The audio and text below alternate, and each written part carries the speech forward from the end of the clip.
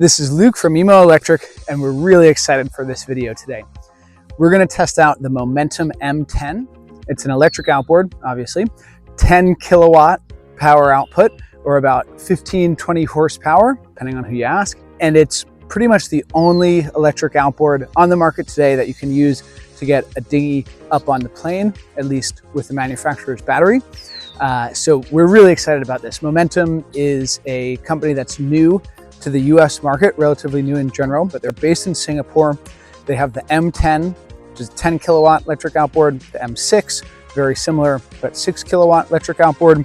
And then later this year, they're coming out with the U2, which is much more similar to the electric outboards that we sell, small ones with an integrated battery on top, but it's a 2 kilowatt electric outboard opposed to a 1, which is most of the 3 horsepower outboards on the market.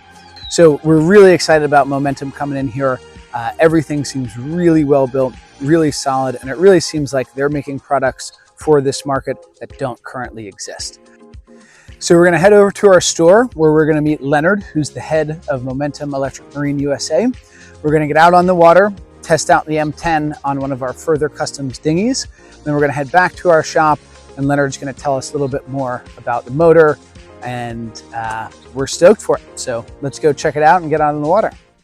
All right, so we're out on the water with the Momentum M10. We're in a further customs dinghy here. It's actually our first time out on the water with this boat as well. Really impressed by the quality and all the features with this, but it's a video for another time. And we can see on the display here, we get a little bit of data. We changed our speed over to knots. Right now it's reading 0 because it's quite slow. And then that's our range in nautical miles. So right now we're at 51 nautical miles of range. So we can obviously go for quite a long time if we're going slowly here. And then up at the top, that gives us our state of charge. Looks like our speed's a little glitchy there, but state of charge is pretty clear up on top. And then in the bottom there, you can see our power output. Right now we're at 4 bars there. If I slow down, see less bars there. All right, so this isn't something we get to say often when we're making these videos, but we're about to get up on the plane with this electric outboard. You can see our speed has settled in a little bit. It was a little glitchy when we first got out here, but we're at doing 4 knots, 5 knots, and about 56 nautical miles of range. So we'll see if we can take a look at that screen while we're up on the plane. And let's do it.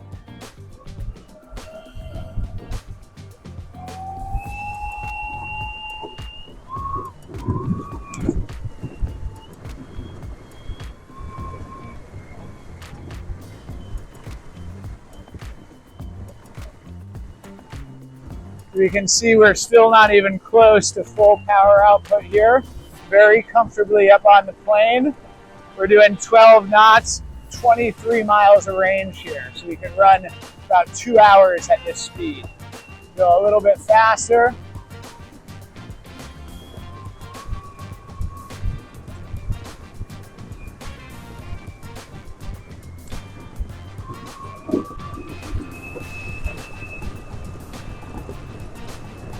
So that's full speed here, about 16 knots, 17 knots, and about 13 miles of range at that speed. It's certainly a little faster than we would need to go on a dinghy like this.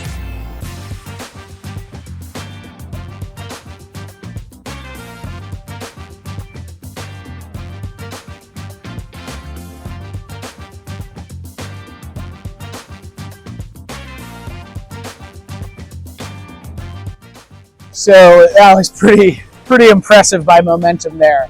You know, it's a feeling you get when you're on a tiny dinghy.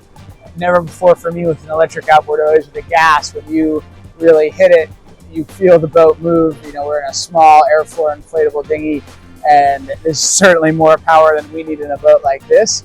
But man, you know, we've felt that instant torque on a bigger electric outboard like what we have from Flux Marine, but on something small on a dinghy like this, certainly not like anything I've ever experienced before. So very impressed with this system from Momentum.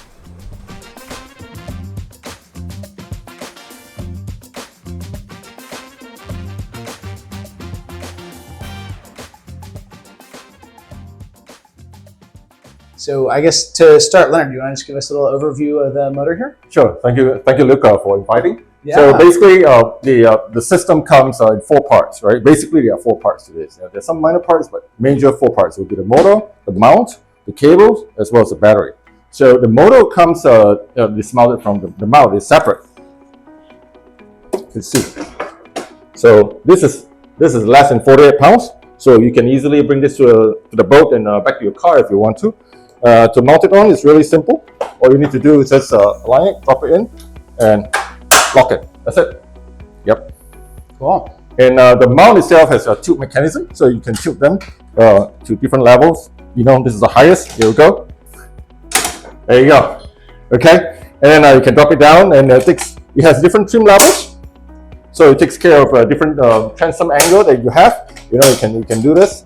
And then also, depending on what kind of load you're carrying, you can trim it accordingly. Okay. And it has the shallow water tilt angle. Right? Yes, so that's right. You can run it at that position in shallow water, which surprisingly not all electric outboards have. So we right. love to see the little features like that. And yeah, so it's extremely useful. You want to beach the boat, things like this. This will be extremely useful. Cool. Yeah. So of course we have the 6.4 kilowatt battery. The battery itself is IP68, protected. So you could actually submerge this into water and still, you're going to be fine. And the terminal itself, the main termination for the 72 volt. By the way, this is a 72 volt system, not a 48 volt system. So it provides the necessary power without having excessively big cables, to the motor itself. Yeah. Yeah. Absolutely. And it is very well protected because the 72 volts, there are a lot of consideration as far as the safety is concerned. So you can take a wire and short the 72 volt terminals. Nothing's going to happen.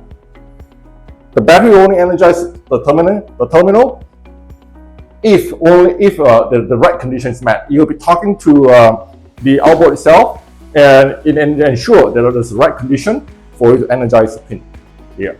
So it's very, very safe. And the connection itself comes, it's just via single cable like this. It's a custom-made cable consistent of you have the main power supply, the auxiliary power supply, and the CAN bus communication. That's great. Yeah, and compared to other motors where you have a power or positive and a negative power cable and a data cable, it's really nice to see those all in one. Yeah, so what we're trying to achieve here is not to have a motor setup that's like a science project that you go figure out all this stuff. You just plug, you could get it wrong. You can never get it wrong. Yeah. Absolutely. That's great. That's great. And then how does it get hooked up between the battery and the motor? It's just so let's do this right now. We have the battery end termination. So this is a male or female, so you couldn't get it wrong. You want to shove this in, it's not going to work. So you can just plug this in.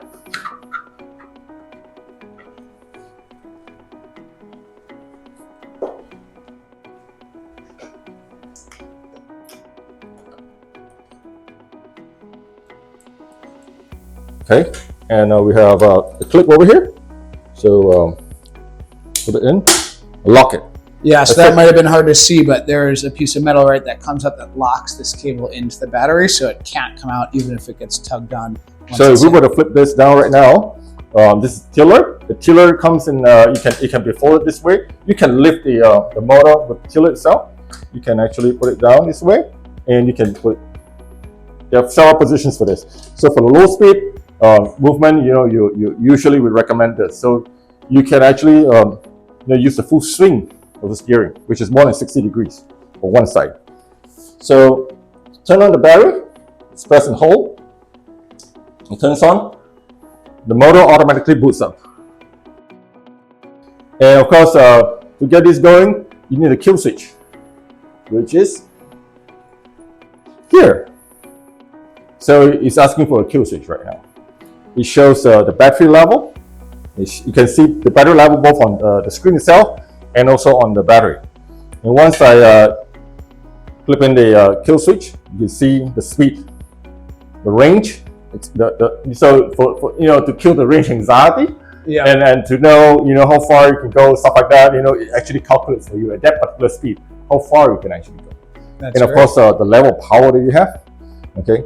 So we don't. So does it give you your range in like nautical miles, or miles or so kilometers, yeah? or So it depends on the kind of reading that you're looking at right now. So if you would switch it to knots, it will show you in nautical miles. If you put it to miles, it will show you in miles. Gotcha. Does it, will it also give it to you in hours and minutes? It doesn't give you in hours and minutes. Okay. It just shows you, how much further you can go with that. Gotcha. Yeah. Okay. So to the controls is also pretty unique, I would say. First, it comes with a clutch. So you wanna run it, and then and hold it there. You will. But for the start, we try not to. We'll tell our new users not to do that in case something else happened. We want the motor to stop, and just release it and it'll stop. It stops. So I don't want to run the motor dry because it may damage the shaft seal. So I'm going to remove the kill switch. I'm going to show you how to operate this handle over here. All right. So you can do the forward power to about 50%, and then you want more power. You press the straight button. It will release the rest of it. So now you can have full power to it. So to reverse, you just release, everything goes back. All right. And you want to reverse, you can't reverse this way. You got to make sure you press the button, then you do the reverse.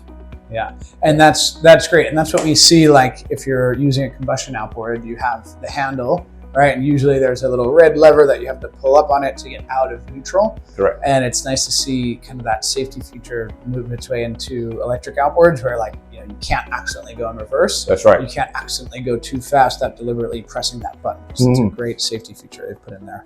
Yep, and of course, compared to the gas outboard itself, you'll find that the electric motor can run very, very slow. So it gives you very precise low speed, control. Absolutely. Yeah. Absolutely. For higher speed control, for higher speed driving, I mean, we would recommend that it goes this way. So it gives you the level of stability and also prevents you from making too sudden a movement. Yeah. So this is great. And if you want to stand up or you want to operate at a different level, this can fully be tilted. Yeah. Great, that's awesome. Very cool. And so it's a direct drive motor, correct? No, it's not direct drive. There is a built-in gearbox for this. Okay. But all the cooling are at the bottom. So the ESC, the drive, everything is at the bottom. Gotcha. So there's no cooling system that you need to worry about. There's nothing to flush, the system about. So there's really very, very, very minimal kind of maintenance. Very cool. Yeah. And what's the range like on a single battery? So from a single battery itself, if you run a full speed, like say for example on most 10, 11 feet kind of tender, you could do about 10 nautical miles. Okay. Yeah, and if you slow it down, you do it 30, 40 miles. Gotcha. Yeah. And what about in hours? What's the runtime like at full power? So for full power running, it typically lasts about, for those kind of dinghy that I said earlier, on light load, like a single person, you could do about like 40 minutes, 45 minutes. Cool. And keep in mind that's up on the plane, right? And that's on plane and it's going fast. Yeah. 16, 17 knots kind of speed, yeah. Yeah, and if you're at all familiar with electric, there's a big difference between full power runtime and runtime going slowly, right? So I imagine if you're doing 4 or 5 knots, the runtime's got to be, what, 3-4 hours at least? No, way more than that. We're talking about like more than 10 hours if you're not running 5 knots. Great. Yeah, it go a long way. Yeah. Very cool. So I've, most of the outing that I use the motor on, you can easily, do like almost a whole day. Yeah. Yeah, because it's not all the time that you're running on planing speed, right? Absolutely, and especially if you're using this motor for a dinghy, you're a cruising sailor, you're typically not going far, right? If you're planing, you're generally not far. You're going from anchorage into the beach and all that. So this is great to see. There's really no other motor on the market that has this high of a power output that is as portable as something like this and truly plug and play, right? Like that terminology gets thrown around in the electric outboard space pretty often. And this is, certainly the only other motor I've seen anywhere near this size range that's as plug and play as this is the pure watercraft motor. And they had a similar thing where it was one power and one data cable that just click, click, and that was it. That's right. Unfortunately, Pure is no longer with us, so I think it's fair to say this is the most plug and play system out there. Just in this size range. Which is great to see. And we managed to deliver all the power through this prop. The prop is not plastic. This is aluminum. Okay. And yes, it's a huge prop for a motor like this. It's more than 13 inches, about 13 and a half. Yeah, inches, absolutely. And it has 4 blades. Yeah, which we don't see too often. So it's perfect for a lot of that tender applications, especially you do a grocery, you get people on board, you want to get the boat going. This definitely does the job. Absolutely. Yeah. And if I'm not mistaken, it's available in a tiller model, but also a remote control model. That's right. Up to so because this whole system runs on CAN bus, so you can connect it. Even this you can run it on the remote kind of version. You can have a steering that's connected to this because the mount's already cabled for that. You can have cable steering, or you can have the hydraulic steering. You just have to get a necessary adapter to for the kind of cylinder that you're running on. You can fold this up and you can control this remotely as well. The throttle. Yeah. Great. Very cool.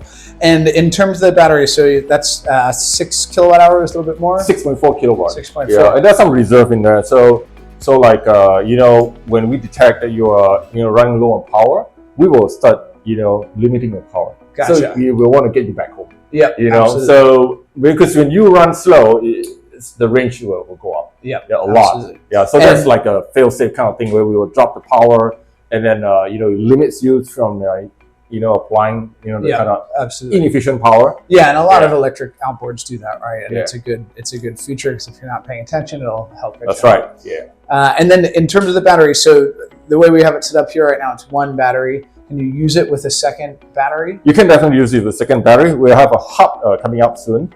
It'll be available pretty soon. There will be a battery hub that you can connect up to 4 batteries. Okay. Yeah. But most applications at this present moment don't really need that. And, I understand the range anxiety of somebody from gas going to electric, but you only take a few outings and you get pretty confident. You know how to plan for it because it's very predictable. It shows you the necessary information on the screen, and you can plan for it accordingly. When we first started this business and someone wanted to buy a second battery, I would say, okay, sure, take a second battery. And now I always tell people just wait, try the standard. Yeah, try this. If you need another battery, come back. Exactly. And it's, more than 9 out of 10 times, people are happy with one battery. Absolutely. Because you don't want to carry the additional weight on board as well. Yeah. And we know batteries aren't cheap either. So save the money on it. Great.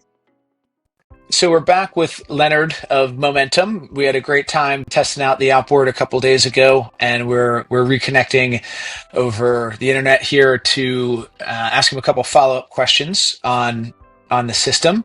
So Leonard, the first question I have for you is in regards to the battery. As I've started doing a little bit more homework here and looking more into the system, I read somewhere that the battery is 6.4 kilowatt hours.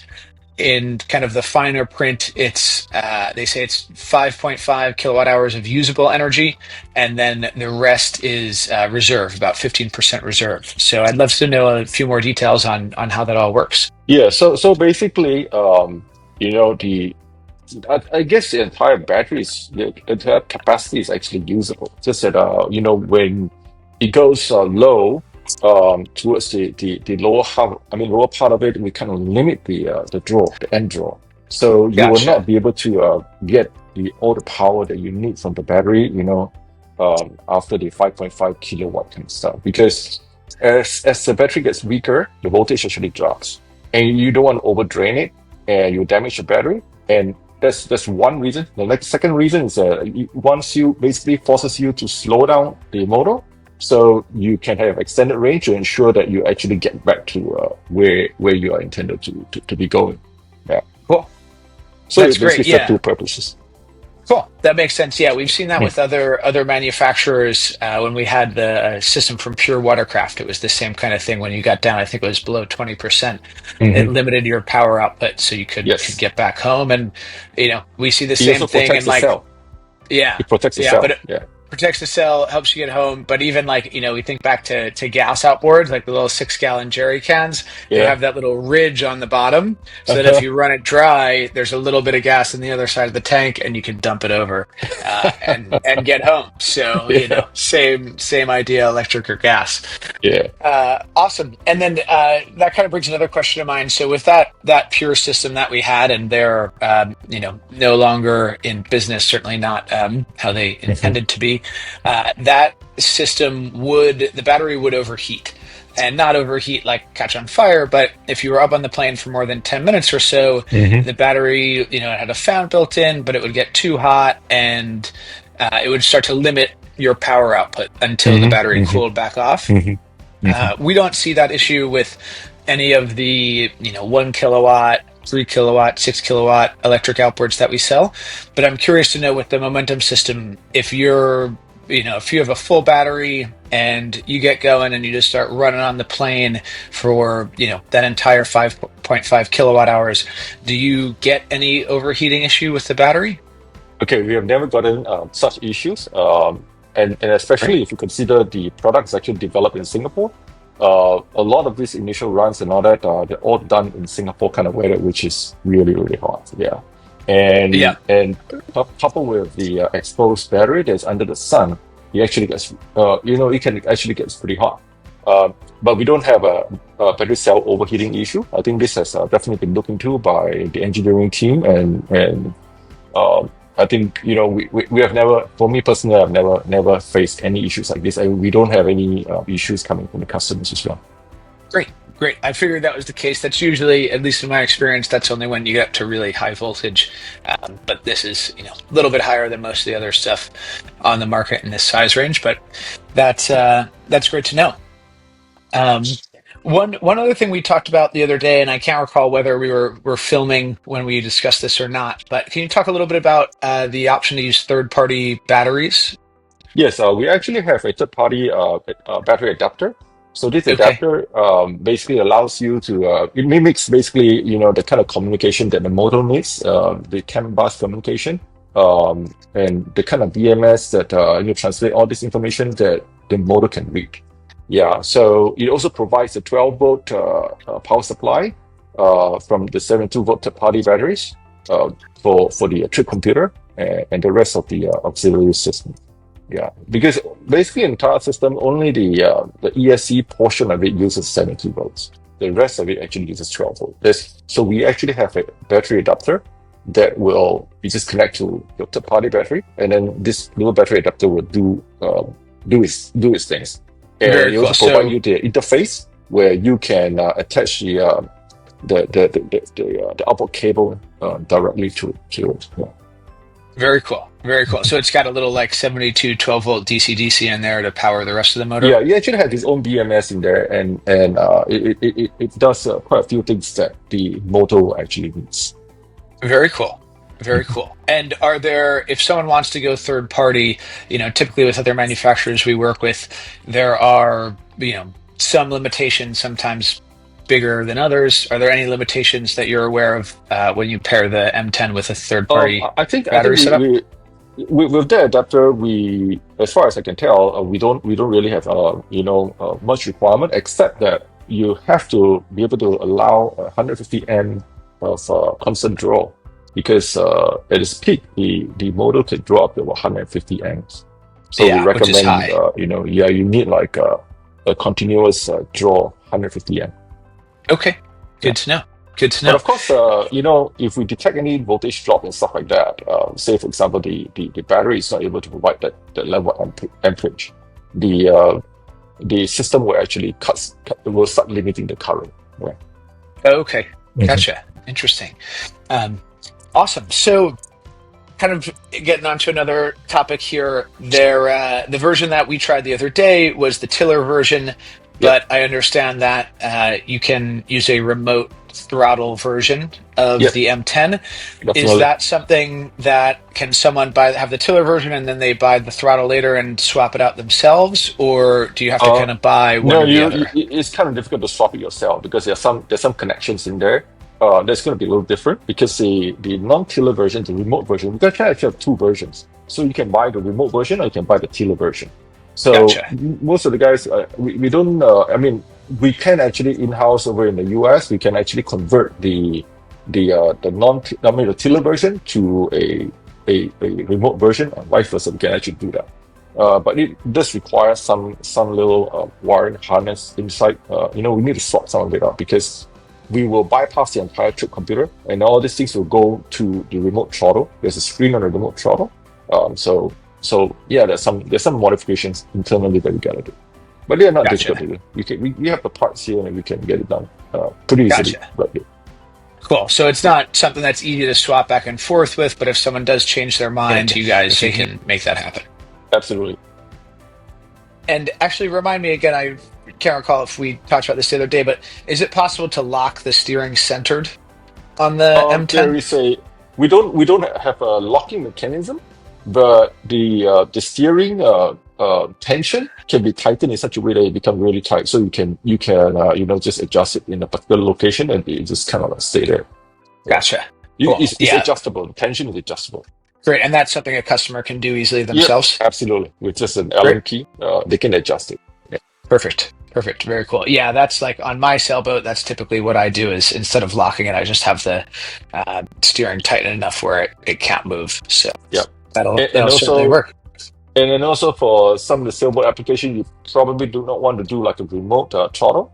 You could still use a tiller, and then I mentioned to you we actually have a clutch, so you can actually lift. You can set the throttle at a particular position, and you can cruise. Yeah. Yeah. Awesome. Very cool. Well, hey, so I think the last question that I have for you is on other Momentum outboards. I know there's the M6, and then there's also a newer one called the U2. I think the M6 is not quite in the US yet, but it's out in the wild, and then the U2 might be a little further behind it. But we'd love to hear what else you guys have in the works. The incoming shipment will have the M6 in the works. Yeah. So the M6 are typically targeted at the traditional 9.9 horses, 9.9 horse OBM market, where there is a power limit, where that you don't need license, stuff like that. So there are areas that we are trying to address with the 6 kilowatt M6, and also the some of the sailboats where you do not need speed. The M6 actually makes a lot of sense because it has more than sufficient torque to get the sailboat going without necessarily having to go to 10 kilowatt kind of range. So yeah, you could save like $1,000 off the M6. It's very similar. In fact, it's almost identical to an M10. Okay, gotcha. So other than the smaller power output, you're about $1,000 less in cost, and then I mentioned like weight and everything else. Essentially, basically the same. they're very, very similar. Really, very. In fact, gotcha. They use the same prop, everything. Yeah. Okay, gotcha. Awesome. All right, Leonard. Before we go, anything else you want to add about the M10 or Momentum in general? I think we're good. I think we definitely, look at the US market as a major market for us, and we're working very hard to ensure that we have the proper infrastructure here, to support, the product itself in the market. Yeah. So yeah, look forward to working with you. Awesome. Same here. All right, Leonard. Well, take care, and we'll talk to you soon. Thanks very much for your time today. Thank you.